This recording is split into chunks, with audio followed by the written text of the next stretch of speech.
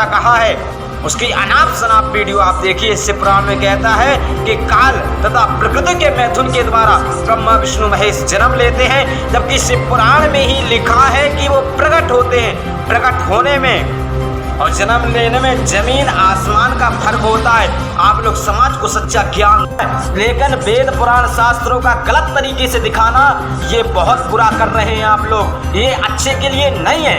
हमारे सनातन भाई जो देख रहे हैं, कृपया आप लोग पुराण को छाने, वेद को छाने और उसमें जो सात सम्मत चीजें हैं उनको उत्तर दें। मैंने केवल साप्ताहिक चीजों से ज्ञान चलने वाला अब नहीं है। मैं बार बार कहता हूँ कि यहाँ वहाँ की चीजें पढ़ ली।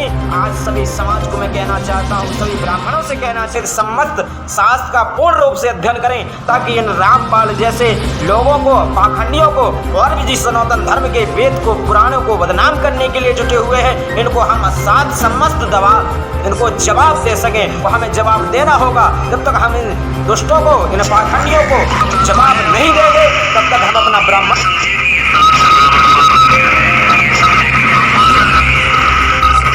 कभी लगता है कि पुलिस भगवान है।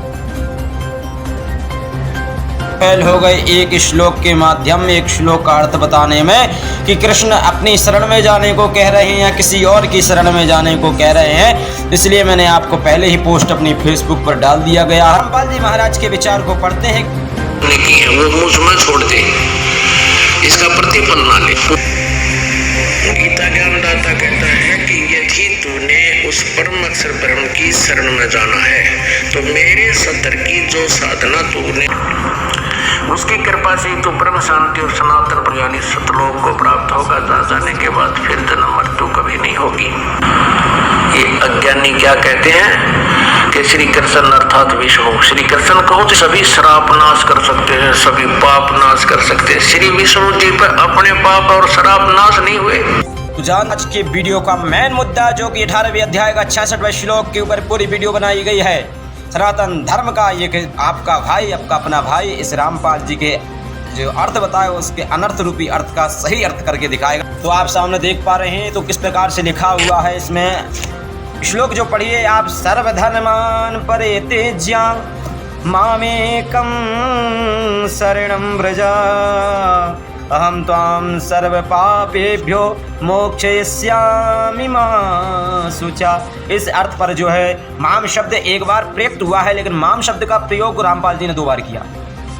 2 बार होने के कारण संत रामपाल जी ने एक शब्द का प्रयोग 2 बार कर दिया है। आप सामने देख रहे होंगे, उस पर एक शब्द और जोड़ दिया। सर्वधर्मान का जो मतलब है वो संपूर्ण पूजाओं को ले रहे हैं, और परित्याग का मतलब होता है त्याग। एकम का अर्थ होता है एक। परमेश्वर हो सकता है लेकिन पूर्ण अपने से ही लगा दिया गया है। संत रामपाल जी का आप गौर से पढ़िएगा इस पुस्तक जो आपके सामने है। इस श्लोक में देखिए माम शब्द जो है एक बार प्रयुक्त हुआ है, लेकिन संत रामपाल जी महाराज ने एक और माम शब्द का प्रयोग जो है अपनी तरफ से जोड़ दिया गया है। अपनी तरफ से इन्होंने शब्द का प्रयोग किया हुआ है जो कि नहीं है। माम शब्द एक ही बार आया है। सर्वधर्मान का मतलब का इनका अर्थ ले रहे हैं, संपूर्ण पूजाओं को अर्थ ले रहे हैं, संपूर्ण पूजाओं का अर्थ ले रहे हैं। परित्याग का मतलब होता है त्याग करना। एकम का अर्थ होता है एक होता है, एकम का मतलब होता है एक। परमेश्वर हो सकता है लेकिन पूर्ण अपने तरफ से इन्होंने गीता ज्ञान गंगा उसमें पूर्ण शब्द जो परमात्मा का जोड़ा है, पूर्ण अपने तरफ से जोड़ा है। ये कहते हैं कि वो पूर्ण परमात्मा की शरण में जा। लेकिन हम बात करें सर्वधर्मान परित्यज्य मामेकम शरणं गतः। मामेकम मतलब एकमात्र मेरी शरण में, ठाकुर जी ने कहा है, कृष्ण भगवान ने कहा मेरी शरण में। इन्होंने जो बात इसमें कुछ कही है वो बात मनगढ़ंत अपने तरफ से जोड़ दिया गया है। किसी भी शब्दावली से इसका अर्थ सटीक नहीं बैठता है। आपने अपने तरफ से इन शब्दों का अनर्थ कर दिया है। मनगढ़ंत बातें इन्होंने लिख दी गई हैं। ब्रज का मतलब होता है जाना। 7वें शब्द पर बात करें तो सर्वधर्मान परित्यज्य की बात हो रही है, तो 7वें शब्द का प्रयोग धर्मान सर्वधर्मान परित्यज्य गीता प्रेस वालों की पुस्तकों में जो किया है। ब्रज का मतलब जाना होता है, पर उसमें लिखा है आ। तो यहाँ का जो देखिए जो जा लिखा हुआ है जा, क्योंकि जो जा शब्द है वो थोड़ा कैजुअल वर्ड है, आज प्रोफेशनल है, लेकिन अर्थ नहीं बदलता, सेंस नहीं बदलता। गीता ज्ञान गंगा में आपने देखा आइए जानते हैं अब हमारी गीता क्या कहती है, आपके प्रश्न पर होगा